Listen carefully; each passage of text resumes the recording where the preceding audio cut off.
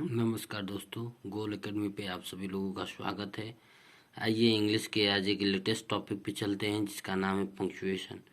साथियों, दोस्तों, प्यारे बच्चों, आप बहुत से लोगों ने पढ़ा होगा जो है कि पंक्चुएशन क्या होता है, क्या होता है, क्या होता है, और शायद कुछ लोग जानते भी नहीं होंगे कि पंक्चुएशन क्या होता है।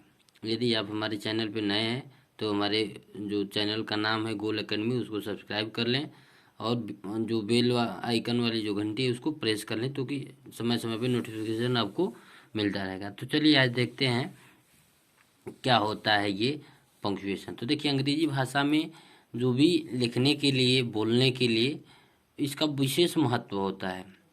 देखिए, भाषा भाषा की लेखने में अर्थ तथा भाव के अनुसार कुछ विराम चिन्हों को लगाना पड़ता है। इन्हें पंक्चुएशन मार्क कहते हैं। पंक्चुएशन मार्क कहते हैं। तो देखिए, जब हम कोई चीज़ पढ़ते हैं तो हमें ये पता कैसे चलता है कि हमको कहाँ कितने देर रुकना है, और यदि हमसे पंक्चुएशन जो मार्क होते हैं, जो चिन्ह होते हैं, अगर इनको लगाने में कहीं से अगर गलती हो गई तो पूरा का पूरा अर्थ जो है कि बदल जाता है, उलट जाता है। तो चलिए देखते हैं कौन कौन से होते हैं। देखिए, टाइप्स ऑफ पंक्चुएशन मार्क। यहाँ हम जो विशेष तौर पे जो इम्पोर्टेंट है उनको ही डिस्कस करेंगे। तो पहला हमारा है फुल स्टॉप। आप लोग बहुत सी बार पढ़े होंगे, हिंदी में और इंग्लिश में, संस्कृत में, अन्य भाषाओं में पढ़े होंगे। तो देखिए, फुल स्टॉप का मतलब होता है, हिंदी इसकी होती है पूर्ण विराम। क्या होती है? पूर्ण विराम। जब हम पूरी तरह से जहाँ रुक जाते हैं उसको पूर्ण विराम कहते हैं। इसका प्रयोग वाक्य के अंत में होता है, जैसे आई गो टू स्कूल। जैसे एक वाक्य हम लिखते हैं, example, I go to school.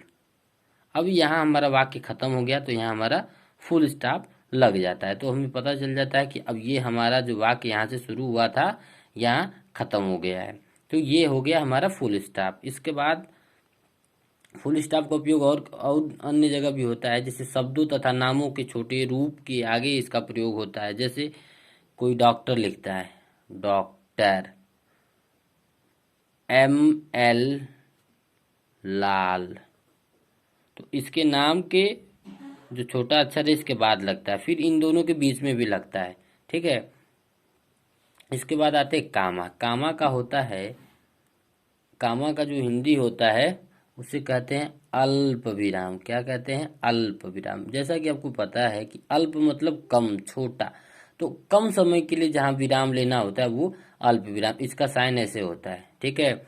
इसका उपयोग कहाँ का होता है कि एक ही पार्ट ऑफ स्पीच के कई शब्दों को कामा से अलग अलग किया जाता है। जैसे राम श्याम, जैसे कोई वर्ड है राम श्याम या कोई और वर्ड है, ठीक है, and Mahendra read their lessons.